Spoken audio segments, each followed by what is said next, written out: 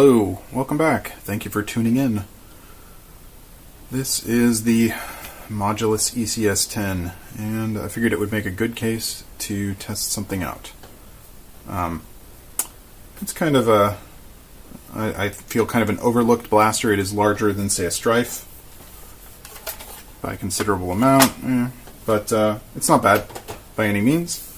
What I really wanted to test is, I'm all over Reddit, like all the time, way too often, and I read good things about Daybreak flywheels, which I think I've mentioned on my channel before, and the TLDR about Daybreak flywheels is that they are super concave, and they're supposed to be extremely well performing even with relatively weak motors. So this is a Bulldog flywheel, and comparing the two, the outer diameter of the Daybreak flywheel is larger. I don't know if you can see that, but essentially the Daybreak has a larger diameter than the Bulldog. But if you look at it, and again, hopefully you can see this, the Daybreak is super concave compared to the Bulldog. So what I've read is that a 41mm OFP cage on Daybreaks with Michelle 2.0 motors can get you around 150 FPS, and if you have something higher torque and even greater crush, like 40mm, that you can get upwards of, I don't know, 170, 180 feet per second. So that sounds amazing. I am one who always loves to get the most performance out of something for the least investment. So I got this blaster cheap while thrifting, which if you are a common viewer of the channel, then you would know that. So we're going to mod this one. So this isn't really a mod guide. This is really to test the Daybreak flywheels. So here we go. I have taken the liberty of already removing the screws from the blaster, and as you can see, I've already removed the handle and the back cap because I can just kind of do this bare bones. I also got a 3D printer, so I have printed out the 41mm OFP cage that the Daybreak person, whose name I can never remember, it's like U/Kurkaya or something like that, designed. So the Daybreak flywheels are a relatively tight fit in here. I do have some concerns about that. I don't know if that's going to be a problem or not, but that will be part of the test. So here we go.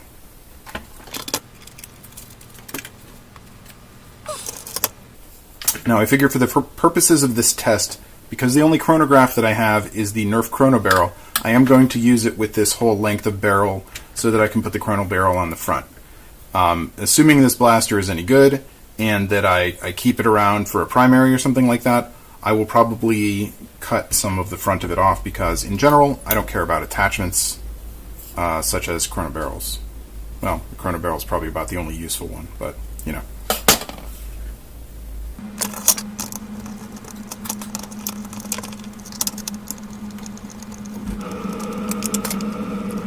And because it is cold and snowing where I live, you're probably going to hear my furnace kick on a whole lot, and I'm in the basement, so nothing we can really do about the noise. Sorry, I tried a lav mic, but it didn't work with my phone, so here's what we got. Now, as with basically any mod along these lines, I'm going to be removing any locks, like the lock that will only make it rev when you have a magazine inserted, and the one that activates on the jam door. So we're just going to have the barest minimum circuit available.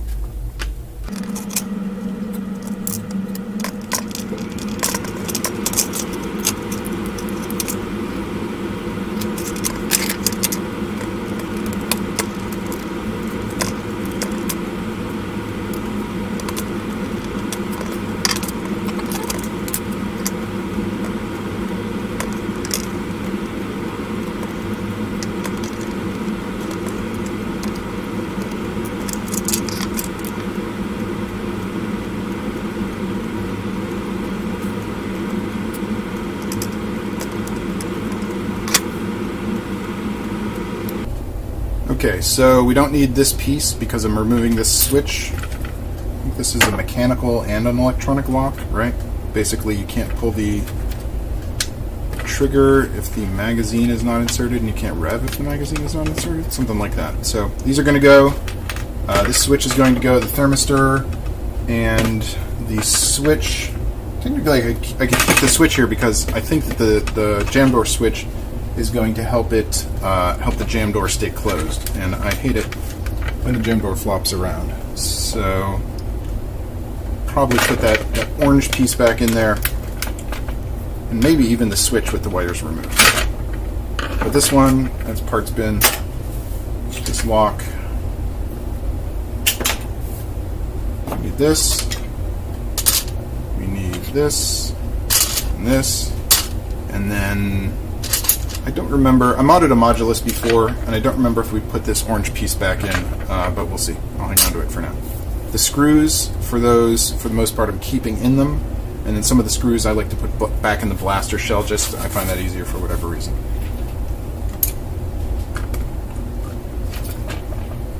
This lock goes.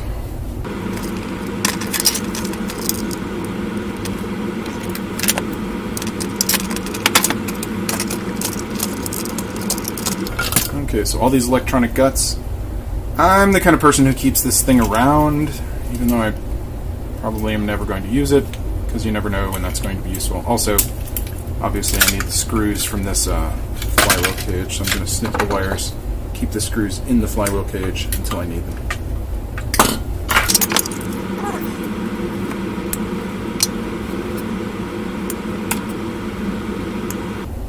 You know, I did recently see a video on American Foam's channel where he kept the basic Nerf switches, or at least one of them, because he used it to turn on and off some LEDs, and I thought that was a great idea because those don't carry a lot of current, so why not?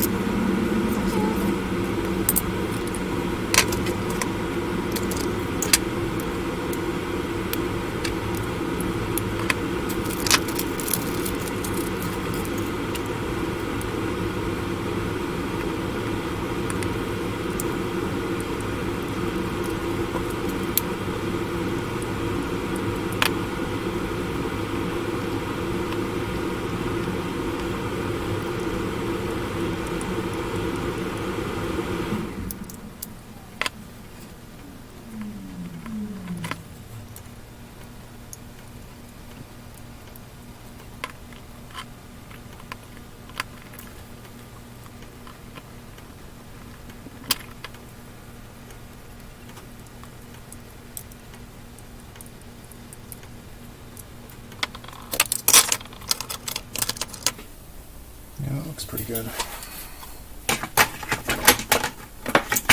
When I got the 3D printer set up, the very first thing I printed was this Daybreak cage.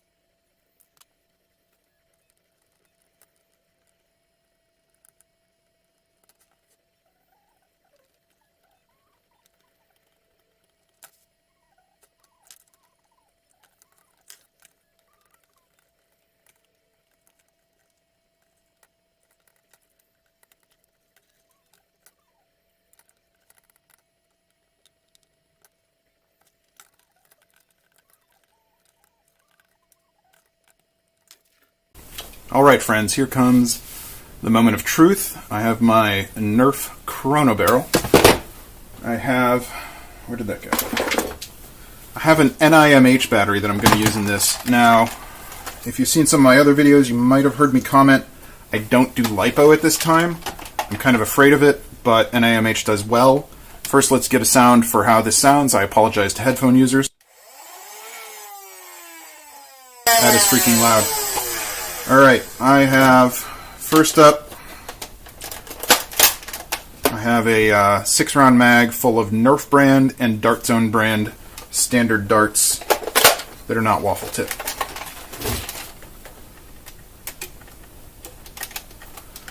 Rather than wait for the blaster to spin down between each shot, I'm basically going to try and give a summary of the results at the end because my production values are not that great. Here we go!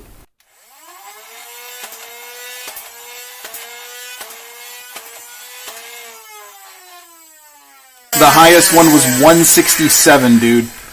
There was a 138. That was the lowest. Wow. Alright. That was with inaccurate darts.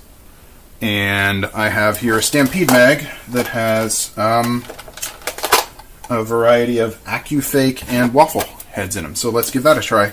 This is actually more of what I'm going to be using in the field.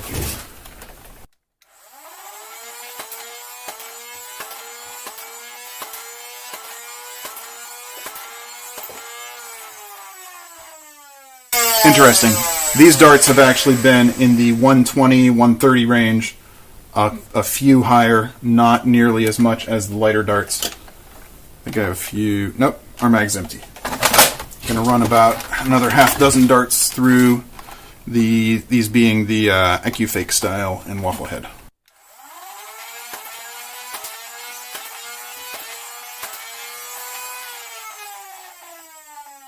Well, they definitely fire hot. We're getting 120 and up for sure, but this last one registered 146. Wow. These wheels are nice. So I'm going to open the blaster back up, and then we're going to come to a conclusion. Alright, the blaster is opened up, so let's summarize. In conclusion, I think these are very nice wheels at a good price.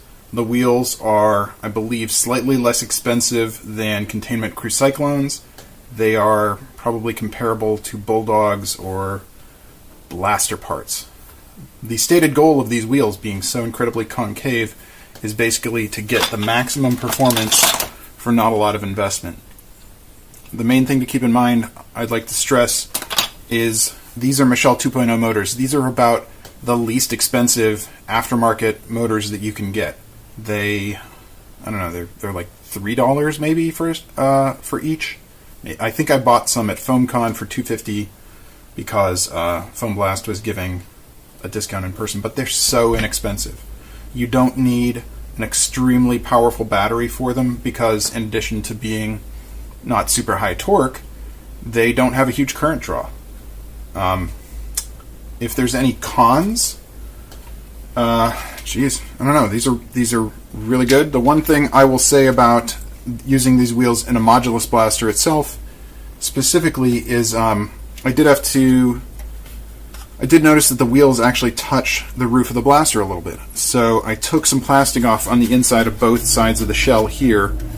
It may have been visible earlier in the video. We'll see if I keep that in. But basically I drew a line here and said I need to take off plastic in this range. So I still left enough that it's a solid surface, but they would have been rubbing on the inside of the shell if not. With regards to modifying the modulus blaster itself, all I'm going to say is this is not nearly as straightforward as the Strife is, just because the Strife is so popular that you can get any number of aftermarket parts for it. So, for example, you can get a plate that just slaps in to screw your switch to. I had to do a little bit more work on the modulus, but no big deal. So these are great. If I need any more high power builds, I'm probably going to get more of these. The second set of the two sets that I purchased is probably going into my Buzzbee Cyclonic build, that I have not completely finalized yet, but that I used for the Cyclonic mod guide. So we'll see how that goes. Unfortunately, I can't use the Chrono barrel with that because it doesn't have that barrel attachment. Alright, I hope you've enjoyed this. I honestly have, and I thought it was very enlightening. So I'll catch you later.